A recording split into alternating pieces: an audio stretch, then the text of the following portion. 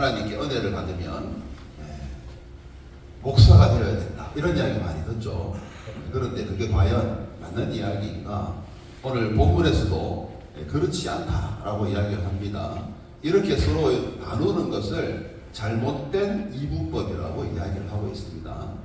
그래서 오늘은 우리가 하고 있는 일이 얼마나 소중하고 중요하고 이 일을 통해서 하나님의 부르심을 우리가 깨닫고 또 그 일을 열심히 하고 최선을 다할 때 하나님께서 우리에게 주어지신 목적을 달성할 수 있다, 이렇게 우리가 주제를 가지고 한번 나누어 보겠습니다.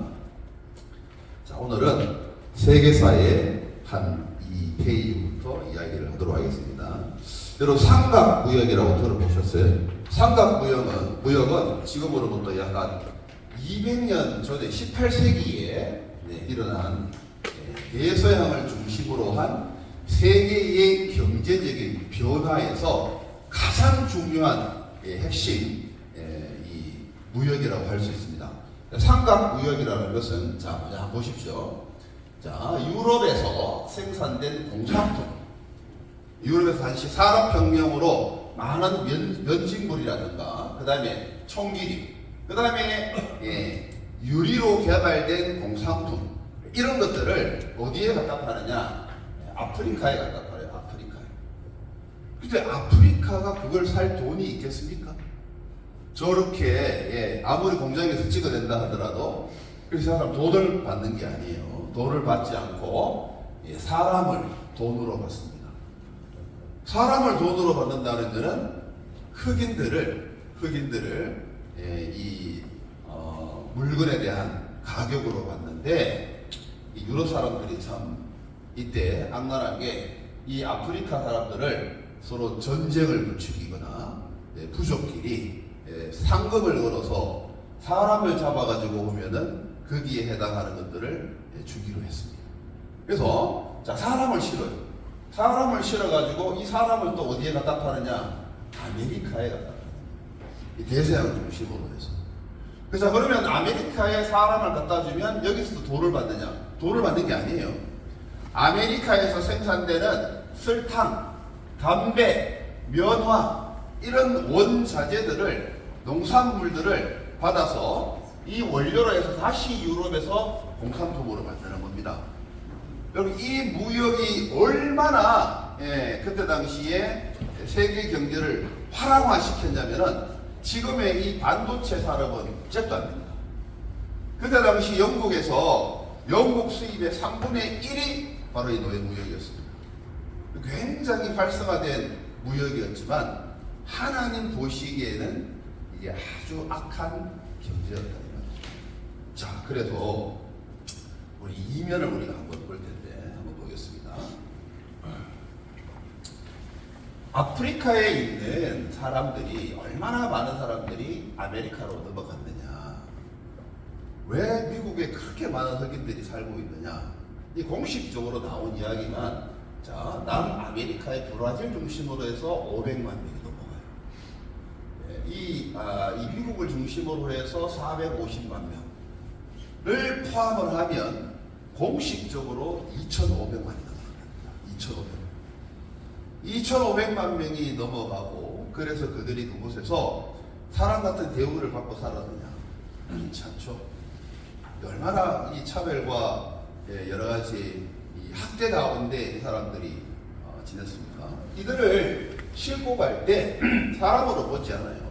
돈으로 보고 동물로 보기 때문에 이들을 싣고 가는 배만 봐도 얼마나 끔찍한가 알 수 있습니다. 이게 뭐예요? 이게 뭐예요?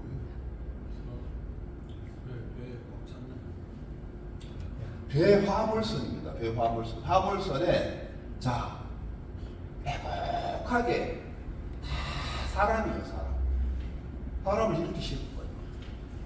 이들을 다 쇠사슬을 엮어가지고, 그리고는 착고에 이렇게 발에 채워가지고, 그래서 이 사람들은 화장실에도 못 가. 대서양을 건너가는 한 달 내내 똥오줌을 여기서 삽니다. 그런데 더 끔찍한 일은 뭔지 아세요? 자, 이거는 위에서 본 평면도고, 입체적으로 보면 이렇습니다. 이렇게 실었어요. 1층, 2층, 3층, 4층, 5층, 6층, 7층으로 실었어요. 그래서 이 배에 1000명을 싣고 가면은 살아남는 사람은 500명이 안 돼요. 그렇게 동물도 이렇게 안 실잖아요. 이렇게 실어가지고 그 아프리카에서 대서양으로 넘어가니까 얼마나 끔찍했어요. 그렇죠? 그런데 이게 돈이 되니까 유럽의 영국을 포함을 해서 프랑스, 독일 모든 나라들이 여기에 달라붙었어요. 하나님 보시기에 너무 악합니다. 그래서 하나님이 오늘 여러분들에게 소개할 두 사람을 부릅니다. 자, 오늘 우리 주제가 하나님의 부르심입니다. 근데 그 부르심이 다 목회자였어는 안 된다는 거예요. 하나님의 부르심에는 모든 곳에서 일어나기 때문에 목회자만 소명이 있는 게 아니에요. 여러분들도 소명이 있는 거죠. 하나님이 어떻게 쓰실지 알 수는 없어요. 오늘 그 이야기를 나누고 보겠습니다. 존 뉴턴이라고 하는 사람이 있습니다. 우리 이거 내가 음향 넣어놨는데 음향 올릴게. 이 사람은 여러분 찬송가 305장 나 같은 죄인 살리시 어메이징 그레이스 아시죠? 이 어메이징 그레이스는 자 다시 자, 이 어메이징 그레이스는요 한 노예 상인의 그 간증이죠. 노예 상인의 간증으로부터 시작돼. 존 뉴턴이라고 하는 사람이에요. 이 사람은요, 나이가 20살 때, 이 노예선의 선장이에요. 자, 이 선장이 그때 당시에 이 노예 무역이 돈이 되니까 많은 사람들이 선장이 되려고 했어요. 그런데 자기가 여러 어려움 끝에 선장이 되면서 사람들을 이제 실어서 아메리카에 갖다 주고 거기서 담배를 받아가지고 유럽을 갖다 주면서 그런 아무런 그리낌이 없었어요. 그저 돈이 되고 자기는 좋은 직업을 잡았다 이렇게 생각을 했습니다. 그가 타고 다니던 배는 그레이하운드 호였습니다. 그런데 1748년에 이 배가 큰 폭풍을 만나게 됩니다. 그는 어려서 아버지로부터 복음을 전해 듣고 교회를 다녔지만 그 아버지가 자기를 학대하고 그를 때리면서 교회를 떠났던 사람이죠. 그래서 하나님은 자기와 함께하지 않는다 이렇게 믿었던 겁니다. 그런데 폭풍 가운데 바로 이 존 뉴턴은 하나님께 무릎을 꿇어요. 하나님 제발 이 위기 가운데서 저를 살려주시면 제가 하나님의 일을 하겠습니다 하고 간절히 부르짖는데 기적같이 폭풍이 그치는 겁니다. 그래서 그가 이 노예 무역선에서 하나님을 만납니다. 나중에 그가 어메이징 그레이스라고 하는 이 찬양을 그가 작사하면서 자신의 간증을 나눴습니다. 우리말은 이렇게 되어 있지만 영어로 보면은 이게 얼마나 자신의 이야기인가를 알 수 있어요. 자, 봐요. Amazing Grace. 놀라운 은혜다. 왜냐? 이 놀라운 은혜는 자, That saved the wretch like me. 자, 나 같은 wretch, 쓰레기를 구하십니다. 이 단어는 사람에게 쓰면은 굉장히 모욕적인 단어예요. 우리로 말하면 너 쓰레기야 라고 하는 말과 똑같아요. 그런데 이 가사에 자기 자신을 wretch라고 표현을 합니다. 얼마나 자기 자신이 쓰레기였는가 그걸 몰랐대요. 한때도 몰랐고 was blind 옛날에 안 보이고 깨닫지 못하고 몰랐어요. 내가 얼마나 쓰레기처럼 살았는지. 그런데 이제는 보입니다. I was lost. 나는 잃어버렸어요. 하나님의 은혜를. 그러나 이제는 찾았습니다. 그래서 이 노래가 바로 그 간증 위에서 세워진 거기 때문에 굉장히 많은 사람들의 신경을 올리고 흑인들도 인권운동을 할 때 이 노래를 씁니다. 영가 가운데 이 노래가 굉장히 많이 불려지게 되는 그런 배경이 됩니다. 이 사람의 이야기가 오늘 본문에서는 어메이징 그레이스라고 하지만 최근에는 프리덤이라고 하는 영화로 나와 있습니다. 여러분들도 한번 보시기 바랍니다. 자, 존 뉴턴의 이야기를 한번 우리 영상으로 보겠습니다. 소리 좀 켜주세요. 세계적으로 가장 많이 불리는 찬송 어메이징 그레이스. 우리에게는 나 같은 주의 살리심이라는 제목으로 번역돼 널리 알려진 찬송입니다. 이 가사를 쓴 존 뉴턴은 성공의 신부로 평생을 노예 해방과 복음 전파를 위해 했었습니다. 하지만 그가 처음부터 노예들의 인권에 관심이 있었던 것은 아닙니다. 노예상이었던 존 뉴턴은 노예들을 가축보다 무겁게 다루면서도 전혀 양심의 가책을 느끼지 못하던 사람이었습니다. 여기에는 불우한 어린 시절도 영향을 미쳤을 것으로 보입니다. 6살 때 어머니를 잃고 계문 밑에서 구박을 받으며 자랐고 아버지를 따라 11살 때부터 노예 부역선을 하게 되면서 거칠고 방탕한 생활을 멈춘 후에 성장하게 됩니다. 이런 존 뉴턴에게 변화가 찾아온 것은 22살 노예선 성장의 변화가 콩고를 만나게 되면서였습니다. 걔가 좌초된 뒤 생사의 도움길에서 처음으로 마음에서 운동하는 믿음을 들었고 이날 제2의 탄생일로 지키게 됩니다. 그 후에도 6년 동안은 노예 무역을 계속했지만 노예를 대하는 처우는 놀랍게 향상됐습니다. 그의 회심에는 아들이 목회자의 길을 걷길 바라며 동물로 기도했던 어머니의 기도가 밑거름이 됐습니다. 30살이 되던 해 존 뉴턴은 선장직을 그만두고 신학교에 입학하게 되고 영국 성공의 신부가 됩니다. 그 후 노예 무역의 과거를 깊이 회개하고 더러운 주의를 사하여 준 하나님의 은총에 감사하는 마음을 담아 어메이징 그레이스의 가사를 쓰게 됩니다. 영국 노예제 폐지를 이끌어낸 정치가 윌리엄 윌버포스에게 영향을 미치게 됐던 존 뉴턴은 하나님의 부르심을 받은 82세까지 쉬지 않고 복음 전대에 힘썼습니다. 자, 여러분, 존 뉴턴이라고 하는 사람이 어려서부터 어머니가 간절히 목사가 되기를 기도했습니다. 그런데 자신도 목사가 되기 싫었어요. 교회가 자기를 학대하던 아버지를 보니까 교회는 하나님이 안 계신 곳이었어요. 그런데 이 존 뉴턴이 은혜를 받고 다시 하나님의 품으로 돌아가자 자신의 소명을 깨닫게 된 거죠. 자, 노예 무역선을 통해서 만난 하나님을 통해서 금방 목사가 된 건 아니었습니다. 자기가 그동안 그 이후로도 계속 무역선을 타고 다니면서 이 무역에 대한 이 노예 무역을 했지만 이제 관점이 달라졌으니까 옛날처럼 노예들을 짐승 취급하거나 박대하거나 그러지는 않았지만은 마음속에는 늘 하나님의 말씀을 전해야 된다는 그런 부담감이 있었어요.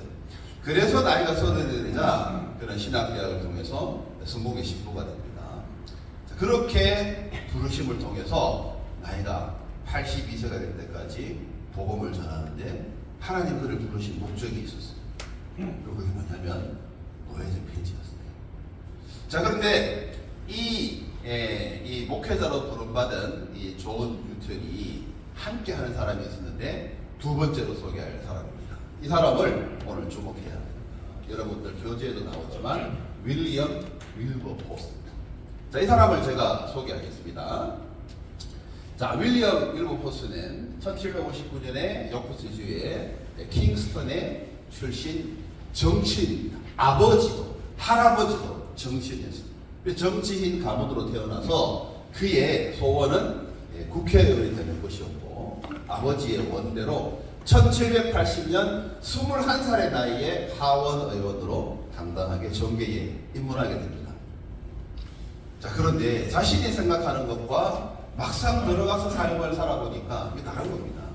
정치가 얼마나 환멸을 느끼고 그리고 많은 사람들이 이권과 욕심 속에 이루어지는지 깨닫게 된 겁니다. 그래서 젊은 윌버포스는 내가 잘못된 길을 들어온 게 아닌가 회의를 하게 돼요. 그런 계기가 1784년에 일어납니다. 이때 회심을 하게 됩니다. 회심을 하게 되는데 이 회심을 통해서 만난 하나님, 그래서 이제 하나님과의 갈등 속에 있습니다. 내가 이 일을 해야 되나? 아니면은 내가 은혜 받고 목사가 되어야 되나? 이 은혜 받으니까 나중에 은혜 받은 사람들이 느끼는 어떤 그런 이 감정들을 자기가 느끼게 된 거죠. 자, 이 일을 통해서 그는 하나님 앞에 무릎 꿇고 기도합니다. 이거 어떻게 해야 되나?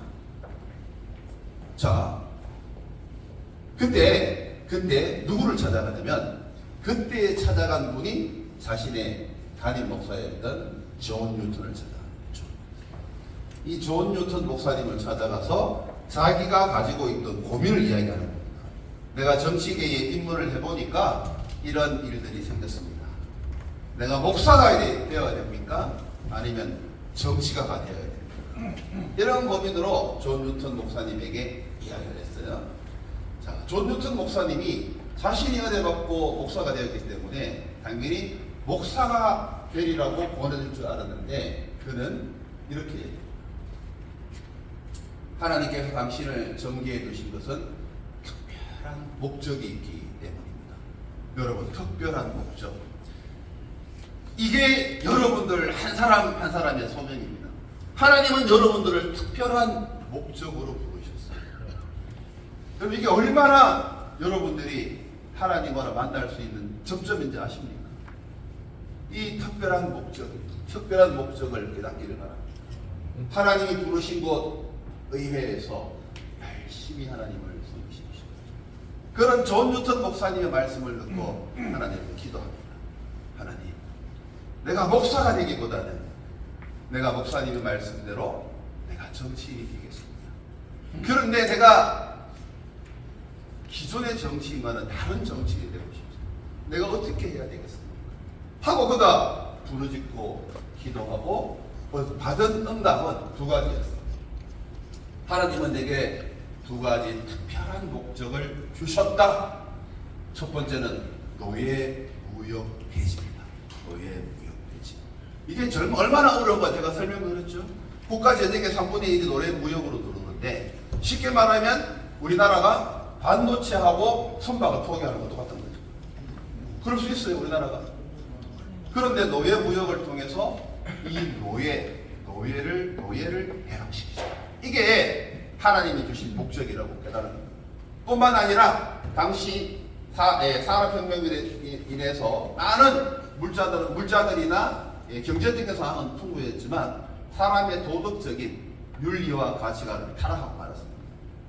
그래서 사회적으로 굉장히 어두운 시대가 이때 시대예요. 그래서 그는 사회 도덕의 개혁을 위해서 하나님 나에게 특별한 목적을 주셨다. 이 두 가지를 평생의 소명으로 삼습니다.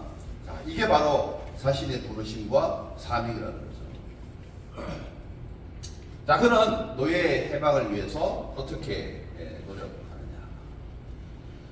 윌버포스는 1787년 그가 깨달은 때로부터 무려 20년에 걸쳐서 의회에 투쟁을 합니다. 그가 매년 내는 노예무역 폐지보다는 많은 사람들이 조롱을 받았어요. 아니, 우리나라가 노예무역으로 얼마나 잘 사는데 우리나라의 부를 갑자기 그렇게 없애버리자는 말이야. 저 시커먼 흑인들이 뭐가 그렇게 중요하다. 이러면서 사람들이 동정하는 사람이 없었어요. 그런데 그는 하나님께 받은 사명이 있잖아요. 하나님께서 이 상황을 좋아하실 리가 없다. 사람이 사람을 차별하고 사람이 사람을 파는 게 말이 되느냐. 성경에서도 인신매매한 자는 돌로 치라고 했어요. 그래서 그는 그 사명을 가지고 계속해서 이 12번이나 고발을 했지만 매번 무결이. 자, 그럴 때마다 누가 지지를 합니까? 여러분, 사명은 혼자서 감당하는 게 아니에요. 우리가 함께 가는 거예요. 그때 목사님이 윌버포스가 낙심할 때마다 편지를 보냅니다. 사랑하는 윌버포스 하고 그에게 위로도 주고 격려도 주고 힘을 주면서 내가 너와 함께한다 라는 것을 보여준 거죠. 자, 뉴턴 목사님은 자신의 부끄러웠던 경험을 아프리카 노예 무역에 관한 고찰이라는 책을 통해서 여론을 조성하면서 윌버포스를 돕기 시작합니다. 자, 드디어 하나님이 응답하시고 결과가 나왔습니다. 1807년 그가 법안을 제출한 때로부터 20년이 지났습니다. 20년. 이 20년의 세월 동안 윌버포스는 많은 어려움 속에서 그와 함께한 사람들과 그리고 뉴턴 목사님과 그 열매가 맺게 된 거죠. 드디어 1807년에 노예무역 폐지법이라고 하는 이 법안이 압도적인 표차로 통과되었습니다. 자, 뉴턴 목사님이 바로 이 노예 선을 운전하는 그런 선장으로서 하나님을 만나고 자신이 하고 있는 일이 얼마나 하나님이 악하다 하시고 싫어하시는 일인가를 깨달으며 그 노예 무역을 폐지하기 위해 평생을 바쳤죠. 그해 돌아가신 거예요. 사람은 언제 죽습니까? 병들고 낡고 그리고 이 아파서 죽는 게 아니에요. 사명이 나면 하나님 부르시는 거예요. 그래서 1807년에 뉴턴 목사님이 돌아가십니다. 자, 뉴턴 목사님이 돌아가시고 나서 노예 무역은 폐지되었지만 노예 제도는 그대로 있었던 거예요. 자, 그 노예 제도 자체를 없애기 위해서 윌버포스는 계속해서 사람들과 함께 자기와 함께하는 공동체와 함께 일을 했어요. 그래서 자, 그로부터 16년이 지났습니다. 1833년 드디어 영국에서 노예 제도가 없어집니다. 여기에 영향을 받아서 이 아브라함 링컨 대통령도 노예 해방을 하게 된 것이죠. 자, 1838년 어떤 해입니까? 노예제가 완전 폐지되었을 뿐만 아니라 그가 법안이 통과되기 사흘 전에 돌아가신 날. 그래서 윌버포스 또한 자신의 사명을 다 감당하고 하나님 부르심을 받은 거죠. 하나님은 여러분들에게 특별한 계획이 있습니다. 우리가 언제 하나님 부르심을 받는 그 계획을 달성합니다. 하나님이 이루고자 하신 그 계획을 우리가 이루어갈 때 하나님이 우리를 부르시는 거죠. 자, 이 두 사람을 통해서 똑같이 은혜를 받았지만 한 사람은 목회자로 부르심 받은 사람이 있어요. 그러나 또 한 사람은 목회자가 아닌 자신의 일터에서 삶의 현장에서 부르심을 받은 겁니다. 정치가로서 그는 하나님의 일을 감당합니다. 누가 낫다, 누가 덜하다 이런 차원이 아니죠. 부르신 그 자리에서 하나님의 사명을 감당하는 것이 우리가 살아가는 목적이자 일이에요. 자, 그런데 이 두 사람 이외에 그와 함께한 사람들이 있었습니다. 자, 이 윌버포스는 또한 이 함께하는 사람들과 두 가지 목적이라 그랬죠. 하나는 노예제 폐지, 하나는 사회를 개혁하자. 그래서 사회를 개혁하기 위해서 풍속교정협회를 설립합니다. 그래서 사람들의 윤리와 가치관을 바꾸기 위해서 노력하는 거죠. 그 가운데 대표적으로 귀족들이 솔선수범해서 이 캠페인을 벌이는 겁니다. 그래서 노블레스 어블리즘, 있는 자와 가진 자가 먼저 겸손하게 사람들을 섬기고 봉사하는 기독교적인 마인드를 가지고 이 단체를 이끌면서 세상을 변화시키는 일에 윌버포스는 평생을 다하는 겁니다. 자, 그래서 그는요 어떤 일을 했느냐, 인도주의적인 가치관을 전파했는데, 자, 영국도 우리나라 유럽도 우리나라가 괴담국대 시절에 우리 보고 미개인이라 그랬잖아요. 우리보다 더 미개인 시절이 있었는데 개를 학대하다 못해가지고 개를 쓰레기 취급하는 데가 있었어요. 근데 왜 유럽 사람들이 그렇게 동물을 애호하게 됐냐? 이때로부터. 자, 동물 학대 방지 협회를 만들어가지고 이때부터 동물들 하나의 이 존중의 대상으로 함께하는 그런 이제 반려로서 이렇게 가치관이 바뀌게 되는 데는 윌버포스의 그런 공이 있습니다. 뿐만 아니라 그때 당시에 주일학교가 여러분 없었어요. 학교가 없었단 말이에요. 그런데 산업혁명 이후에 아이들은 태어나면 공장으로 다 보냈어요. 그래서 공장에서 이 아이들이 어려서부터 18시간씩 일하고 꿀뚝에 애들만 들어갈 수 있는 꿀뚝 청소를 하다가 죽는 애들이 많았습니다. 그런데 이 윌버포스가 이 아이들을 교육시키는 것만이라도 하자. 그래가지고 썬데이 스쿨을, 교회 썬데이 스쿨을 모방해서 일반 학교가 생긴 거예요. 뿐만 아니라 감옥에 있는 환경을 개선하고 빈민을 위해서 전 재산을 털어서 다 나눠주고 그랬던 거죠. 뿐만 아니라 기독교 신앙의 실천적인 적용. 자, 기독교 교리가 이런 교리에만 머물고 사람들의 이 어떤 양심에만 있어가지고는 삶을 변화시킬 수 없고 세상을 변화시킬 수 없습니다. 참된 신앙에서, 참된 신앙이라는 것은 실천이 따라와야 된다. 마찬가지입니다. 오늘날 이 시대에 기독교인들이, 특히 우리 15세에서 19세 사이의 청소년들이 82%가 나는 종교가 없습니다라고 생각합니다. 이 사람들은, 이 애들은 기준이 없어지는 거야. 무엇이 삶의 기준인지를 모르는 거야. 그런데 우리는, 신앙인들은 참된 신앙에서 실천을 해야 된다. 세상을 변화시키는 거야. 세상을 변화시켜 바로 그들에게 기준을 가르쳐줘요. 그래서 그가 기록한 책이 바로 진정한 기독교.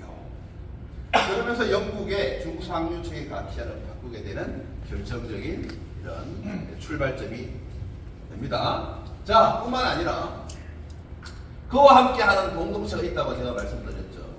자, 윌리엄 윌버포스나 존 주턴 목사님은 이 두 사람만의 어떤 그런 사명으로 생각하지 않고 그와 함께하는 사람들과 이 일을 평생 거쳤어요. 그 공동체, 윌버포스, 그러면 당연히 따라가는 공동체가 클레팜 공동체. 이 클레팜 공동체가 바로 평생을 윌버포스와 함께하면서 바로 기독교적인 NGO 단체의 출발점이 되기도 한 것이 바로 이 클레팜 공동체입니다.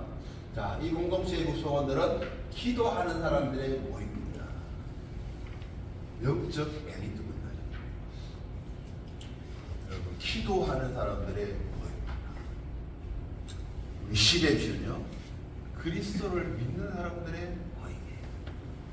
기도하는 사람들의 모임으로 그 세상을 바꾸자고 함께 노력하는 사람이 바로 이 클레팜 공동체입니다. 자, 개인 구원에 머물러서는 안 된다. 우리는 세상에 대한 책임이 있다. 이 책임을 가지고 세상을 변화시키자. 실천적 기독교를 주장했다. 그래서 그 산업혁명의 어두운 시절에도 바로 교회가 살아납니다.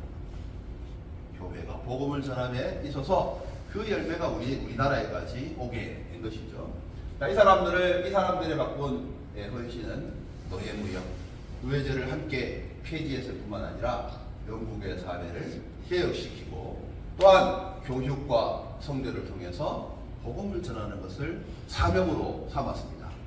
이 클레팜 공동체가 바로 윌버포스를 사명을 감당할 수 있도록 도우고 또 존 주턴 목사님의 평생의 소원이었던 노예제를 폐지함에 있어서 함께 했던 사람입니다. 자, 저는 이 말씀을 준비하면서 CBMC가 생각이 났습니다. 하나님께서 창세기 1장 28절에 우리 모두에게 세상을 변화시킬 책임을 죄가 들어오기 전에 사람을 창조하면서 목적을 이렇게 주셨어요. 목적을. 하나님이 그들에게 복을 주시며, 자, 우리는 하나님으로부터 복을 받는 존재입니다. 자, 내가 예수님을 믿든 믿지 않든 사람은 하나님으로부터 복을 받는 존재예요. 왜? 하나님이 우리 모든 동물 가운데, 모든 만물 가운데 복을 주셨기 때문에 만물의 영장이라는 소리를 듣는 거예요. 자, 우리가 이 땅에 살면서 해야 할 일이 뭡니까? 생육하고 번성하고 땅에 충만하고 땅을 정복하고 모든 것들을 다스리는 5가지의 명령을 받았는데 이걸 문화명령이라고 해요. 문화명령. 이 세상을 하나님은 지구라고 하는 완전체를 우리에게 주셨지만 그러나 그 지구는 우리 인간들이 문화적으로 개척해야 된다 하는 바로 그 출발점을 에덴 동산에 주신 거예요. 그 에덴 동산으로부터 이제 하나하나씩 개척되고 그리고 발견되면서 세상이 바뀌고 변화하고 좋은 쪽으로 가는 겁니다. 자, 요즘 과학계나 또 여러 물리를 공부하는 사람들이 자, 새로운 것들을 개발하는 게 아니랍니다. 그 사람들이 연구하고 이 발표하는 이런 발명품들 중에는 기존에 있던 자연에서부터 발견해내는 것들이 너무나 많대요. 자, 잠자리 눈에서 뭐가 나왔습니까? 그 망원경이 나오고, 그냥 우리가 쓰고 있는 여러 가지 발명품들이 우리 인간의 창작물이 아니라 하나님이 자연에서 주신 원리를 캐치해내면 거기에서 발명품이 나온다는 거예요. 그래서 우리는 이 일을 따라서 우리가 하나님께 받은 사명을 감당해야 될 목적이 있는 거죠.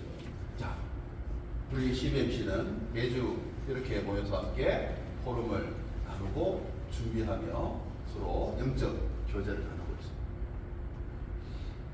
이 교제 가운데 하나님이 역사하시고 여러분들이 이 클레팜 공동체를 통하여 세상을 변화시키고 노예제를 폐지시키고 하나님이 이를 감당하셨던 것처럼 우리 CBMC 바로 이 중앙지혜를 통해서 하나님이 역사하시고 함께 하실 줄 믿습니다.